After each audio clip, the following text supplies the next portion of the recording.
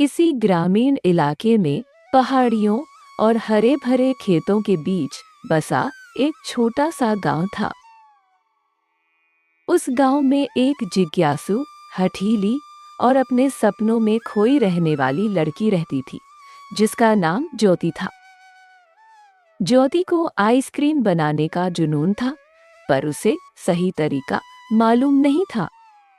वह अक्सर अजीब सी संरचना और स्वाद की आइसक्रीम तैयार करती, जिसे उसके आस पड़ोस के लोग चखकर मुंह बना लेते थे।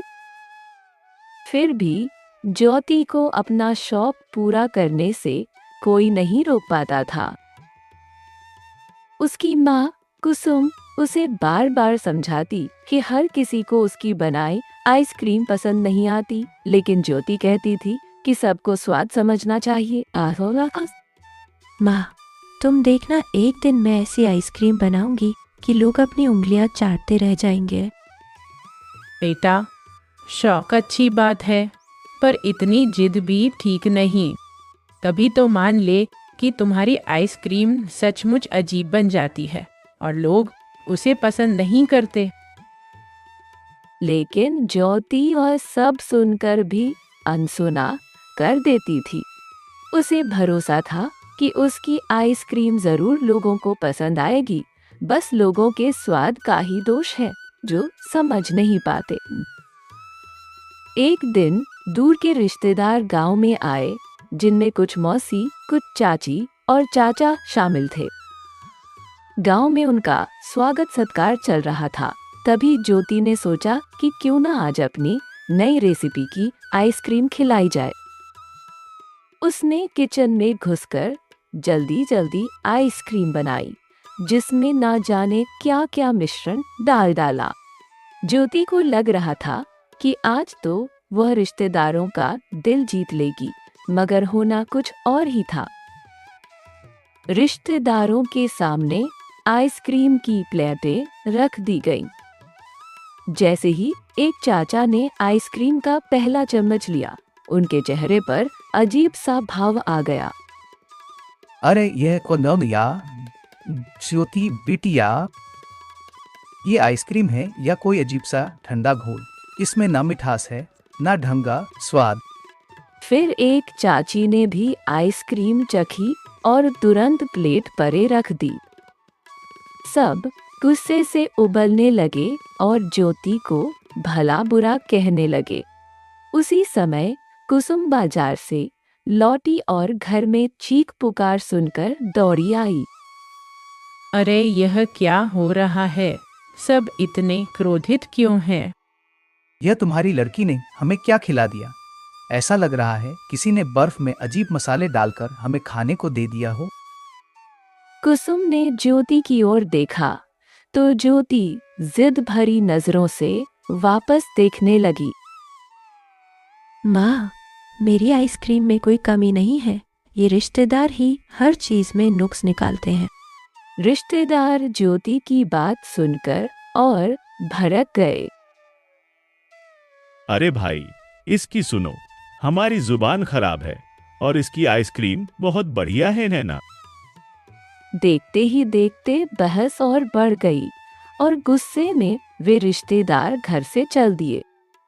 उनके जाते ही कुसुम ने तमतमाकर ज्योति की ओर देखा और उसे डांटना शुरू कर दिया। करमजली, तुझे कितनी बार समझाया कि अपने ऊटपटांग आइसक्रीम के प्रयोग किसी को मत खिलाया कर। तुझे समझ नहीं आता कि तू अभी अच्छे से बनाना सीख ही नहीं पाई है, फिर भी सबको खिलाकर बदनामी करवाती है। ज्योति ही नहीं बल्कि मन ही मन और जिद्दी हो गई। उसे लगा कि पूरा गांव ही अनपढ़ और पुरानी सोच वाला है, जो नए स्वाद को समझने में असमर्थ है। मैं तो शहर जाऊंगी और अपनी आइसक्रीम का ठेला लगाऊंगी, तब लोगों को पता चलेगा कि असली नया स्वाद क्या होता है। उसने मन में ठान लिया कि वह किसी भी हाल में शहर जाकर अपनी आइसक्रीम बेचकर रहेगी। अगले ही दिन ज्योति ने माँ से झूठ कहा कि वह शहर में काम ढूंढने जा रही है। अरे वाह, यह तो बहुत अच्छी बात है। आखिरकार तुझे होश आ ही गया। जा वहाँ मेहनत करके अच्छा काम कर लेना। ज्योति ने कुछ कपड़े और अपने आइसक्रीम बनाने के बर्तन संभाले और अपने छोटे से गांव को अलविदा कह दिया। वह शहर पहुंची, जहां ऊंची ऊंची इमारतें, चौड़ी सड़कें और दूर दूर तक फैली रौनक देखकर वह चकित थी। उसने एक सस्ते से कमरे का इंतजाम किया और रहने लगी।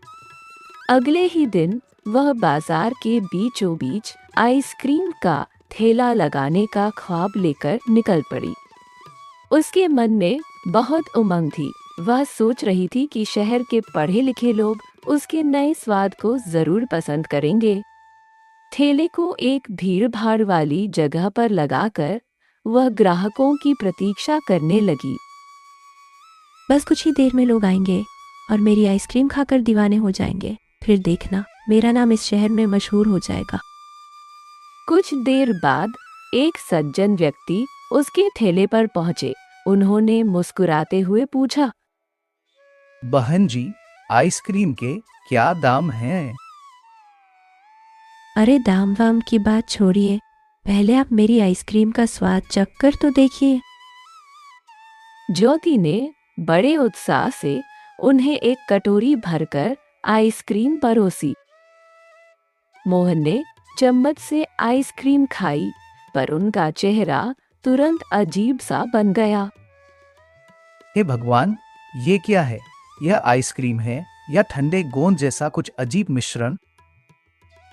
वह खींच कर बोला और आवेश में बोला कि इसमें स्वाद तो कहीं है ही नहीं, बल्कि तेज गंध आ रही है।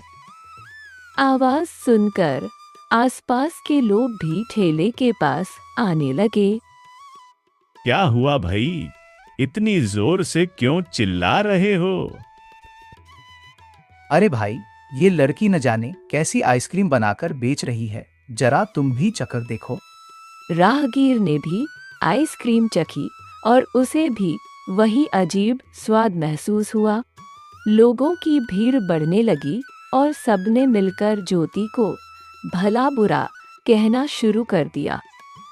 ज्योति की आंखों में आंसू आने लगे। उसे उम्मीद थी कि शहर वाले इसका स्वागत करेंगे, पर यहाँ भी उसी की बुराई होने लगी और आइसक्रीम से सबको शिकायत हो गई।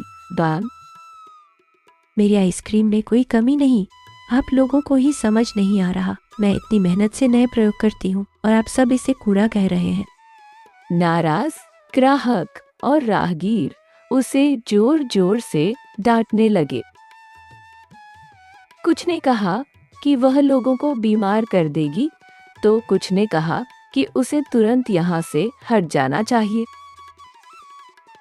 एक आदमी ने गुस्से में ठेला पलटने की कोशिश की, पर कुछ लोगों ने उसे रोका। बहरहाल हंगामा इतना बढ़ गया कि ज्योति को अपना ठेला समेटकर लौटना पड़ा।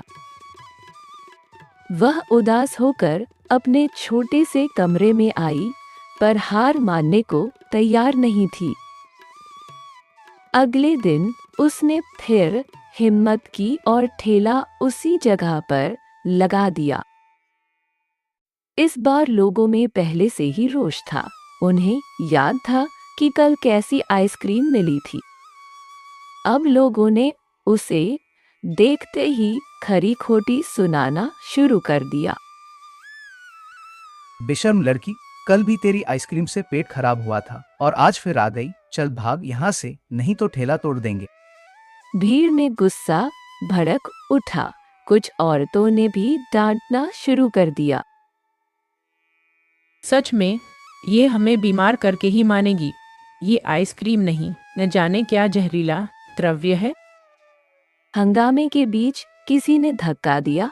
ज्योति अपना संतुलन खो बैठी और पास पड़े पत्थर से टकरा गई। उसके सिर पर गहरी चोट लग गई और वह बेहोश हो गई।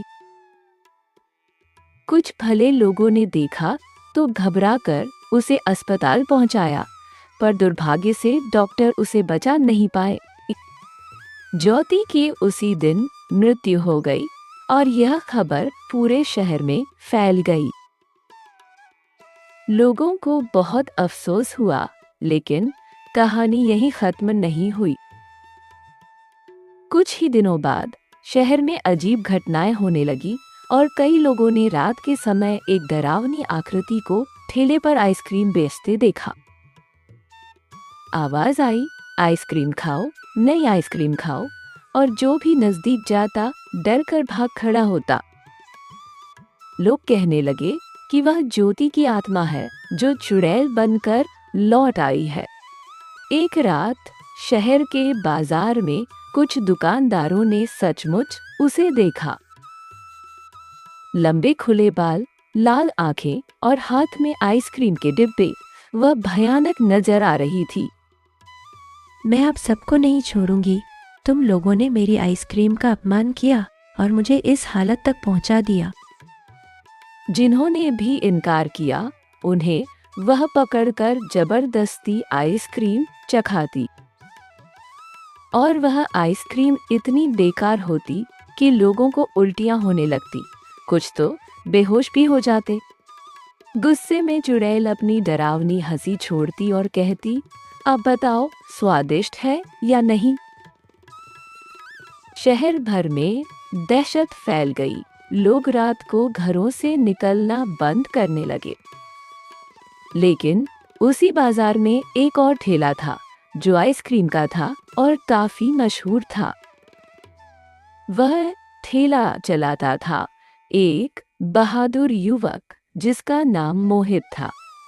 मैंने सुना है कि एक डरावनी चुड़ैल आइसक्रीम बेच रही है और लोगों को सताती है। मुझे उससे बात करनी चाहिए। आखिर ऐसा क्यों कर रही है वह? रात में बाजार सुनसान था, मगर मोहित अपने ठेले के पास खड़ा रहा। आधी रात बीतते ही उसे आहट सुनाई दी और अचानक वह चुड़ैल प्रकट हो गई। कौन है तू जो इस समय भी बाजार में खड़ा है? तुझे डर नहीं लगता क्या? मैं क्यों डरूं? मैं भी आइसक्रीम बेचता हूँ और लोगों को मेरी आइसक्रीम बहुत पसंद आती है। अरे, तू मुझसे बेहतर आइसक्रीम बनाएगा नामुमकिन। हाँ, चुड़ैल गुस्से में मोहित की ओर बढ़ी और उसे भी अपने जहरीले स्वाद का मजा चखाने की कोशिश करने लगी। लेकिन मोहित ने कहा कि पहले वह उसकी आइसक्रीम चखे, फिर चाहे तो अपनी खिला दे। ये लो मेरी स्पेशल आइसक्रीम, इसे खाकर देखो। अगर तुम्हें लगी बेकार तो मैं खुद तुम्हारी आइसक्रीम खा लूंगा। चुड़ैल ने चम्मच उठाई और थोड़ा आइसक्रीम मुंह में डाली। क्षण भर में उसका चेहरा बदल गया, मानो उसे कोई जादुई स्वाद मिल गया हो। यह तो बहुत स्वादिष्ट है। मैंने इतनी अच्छी आइसक्रीम पहले कभी नहीं खाई। मोहित ने उसे समझाया कि आइसक्रीम बनाने के लिए सही संतुलन, ताजे पदार्थ और मन से मेहनत करनी पड़ती है। उसने कहा कि जो लोग तुम्हारी आइसक्रीम का स्वाद नहीं समझ पाए, उनमें कहीं न कहीं तुम्हारी भी गलती थी। अगर तुम चाहो तो मैं तुम्हें सिखा सकता हूँ कि बेहतरीन आइसक्रीम कैसे बनाते हैं, पर तुम्हें वादा करना होगा कि किसी को जबरन परेशान नहीं करोगी। चुड़ैल का क्रोध धीरे धीरे कम होने लगा। उसे अपनी बड़ी भूल का एहसास हुआ। मैं मानती हूँ कि मैंने जिद में आकर कई लोगों को सताया। मैं सिर्फ अपनी आइसक्रीम सबको खिलाना चाहती थी, लेकिन रास्ता गलत चुन लिया। उसने हाथ जोड़कर लोगों से माफी मांगी और कहा कि अब वह किसी को भी परेशान नहीं करेगी। शहर के कुछ लोग जो वहां छुपकर तमाशा देख रहे थे, बाहर आए और उसकी बात सुनकर कुछ ने उसे माफ कर दिया। अगर तुम सच में आइसक्रीम बनाना सीखना चाहती हो तो हम सब तुम्हारी मदद करेंगे। बस हमें डराओ मत और अच्छे से रहो। मोहित ने अपने ठेले पर चुड़ैल को आइसक्रीम बनाने के सही तरीके सिखाने शुरू कर दिए। धीरे धीरे वह भी बेहतरीन स्वाद की आइसक्रीम बनाना सीख गई। उसकी पुरानी गलतियां ठीक होने लगी। जब वह पूरी तरह संतुष्ट हो गई, तब उसके भीतर की भटकती आत्मा को शांति मिली। उसका भयानक रूप भी मिटने लगा और वह एक सामान्य लड़की की तरह दिखने लगी। मुझे माफ करना, मैंने अपनी जिद में आकर बहुत लोगों को सताया। अब मेरी एक ही इच्छा थी कि मैं अच्छे आइसक्रीम बनाकर लोगों को खिलाऊं, और वह पूरी हो गई है। इतना कहकर उसकी आंखों से आंसू बह निकले, पर वह आंसू पछतावे और सुकून के थे। शहर के लोगों ने उसे अपनाया, उसकी कहानी सुनी और उसे नई जिंदगी जीने का मौका दिया। कुछ दिनों बाद बाजार में ज्योति और मोहित का एक साझेदार ठेला दिखने लगा, जिसमें तरह तरह की स्वादिष्ट आइसक्रीम मिलती थी। लोग वहां उमड़ते, तारीफ करते और पुराने किस्से को याद करके मुस्कुरा देते थे कि कैसे एक जिद्दी लड़की का जुनून उसे डरावनी चुड़ैल तक बना गया था। लेकिन अंत भला तो सब भला। ज्योति ने भी सबक लिया कि कला और स्वाद जब तक सही मार्गदर्शन और विनम्रता के साथ ना हो, तब तक सार्थक नहीं हो पाता। उसी विनम्रता और मेहनत के कारण आज वह एक सफल आइसक्रीम विक्रेता है। यह कहानी हमें सीख देती है कि जुनून तभी फलता फूलता है जब हम अपनी कमियों को स्वीकार करके उन्हें सुधारने की कोशिश करें। और इस तरह आइसक्रीम वाली ज्योति की अनोखी दास्तान अपने सुखद अंत तक पहुंची। मगर यकीन मानिए, उसकी आइसक्रीम का असली स्वाद तब आएगा जब आप दिल से उसकी मेहनत को सराहेंगे। तो